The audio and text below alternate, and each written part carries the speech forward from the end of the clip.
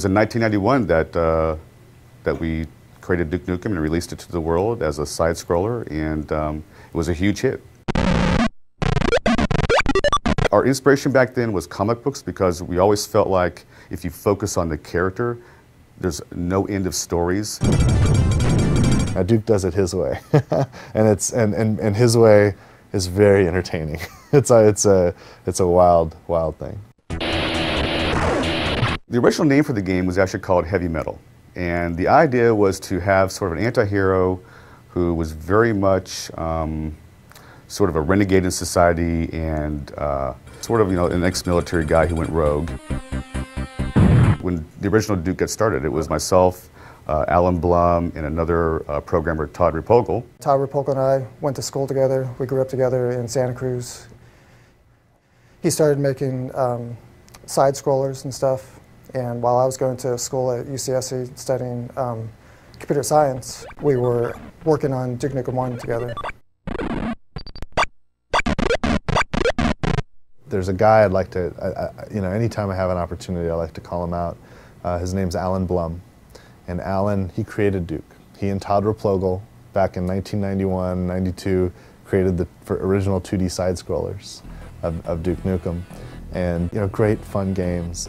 And he's the one guy that from the very first moment of Duke existing, all the way through till today, has been involved in the Duke projects. It's very childish. So it doesn't take itself seriously, It's, instead of trying to fit a formula or trying to do certain things, it just does stuff you want to do. Duke Nukem has always been about the character, and we were focused on that at the beginning. It was difficult to bring it out with the side-scrolling, simple technology in which we couldn't have voice work and so on. Actually, the voice started with Duke Nukem 2. At the opening cinematic, he says, "I'm back." Todd Repogel, the original Duke Nukem programmer, came to me and just asked about doing a voice, because he wanted Duke Nukem to sound like, at least then anyway, sounded like a cross between McBain and Arnold Schwarzenegger. Those were my instructions, and I just said 2 words. I said, "I'm back." I am back. The original Duke that Todd and I were working on didn't really work well, and when George joined the company, he actually spent several nights kind of redesigning, and back in those days, it's like, it was EGA and very pixelated stuff, but he gave Duke his little smile and gave it the yellow haircut and everything, and kind of really made the character look the way he still looks today. What?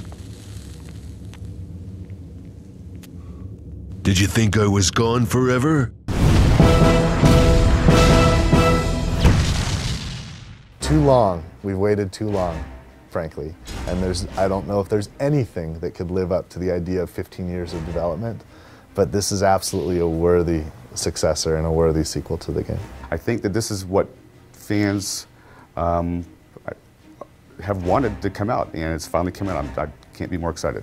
If you're a Duke fan, and especially you're one of the fans that hang out on the 3D Realms forums for all that time, refusing to give up, refusing to, give in to the naysayers or whatnot, you're going to have a blast with this, because it is a hell of a lot of fun.